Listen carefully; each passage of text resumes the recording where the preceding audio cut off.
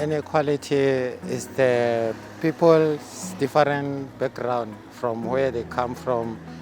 The unfairness of how the rich and poor are treated, and mostly, again, when it comes to gender, race, culture, religion, most of the things,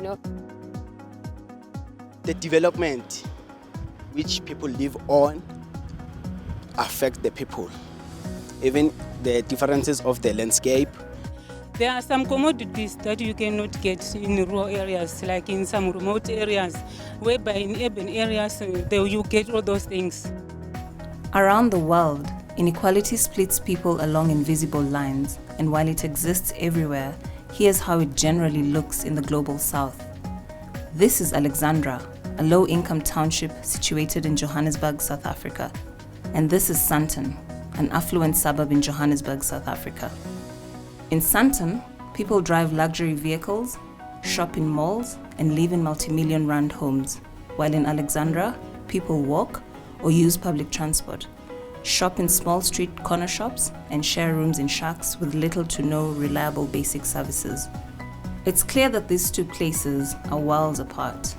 Although they're not, Alexandra is located just 3 kilometers from Sandton. This is not a unique situation in these regions. Similar situations can be seen in countries across the global south.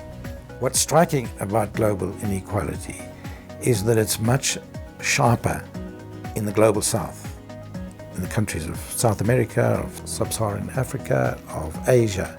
Whereas in the north, particularly in Europe, it's less unequal. But there's a puzzle that the research centers are all located in the north and not in the south. And that's the driving reason why we felt at the University of the Witwatersrand that we needed a center that focused on inequality in the global south. I think the central question is how and why is inequality reproduced? The way we are approaching that is through different themes, and we've identified 6 of them. The first really is how you define it, how you conceptualize it and measure it. The second is on the structure of the economy, and thirdly, the nature of ownership, sharp concentration of ownership.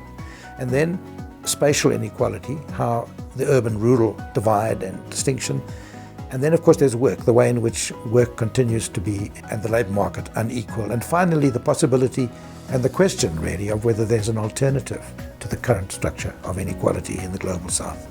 And what we're hoping, by approaching it in this holistic way, to be able to identify what are the driving forces, the socio-political, economic forces, in the reproduction of inequality, and what are the instruments we need to begin to reduce that inequality.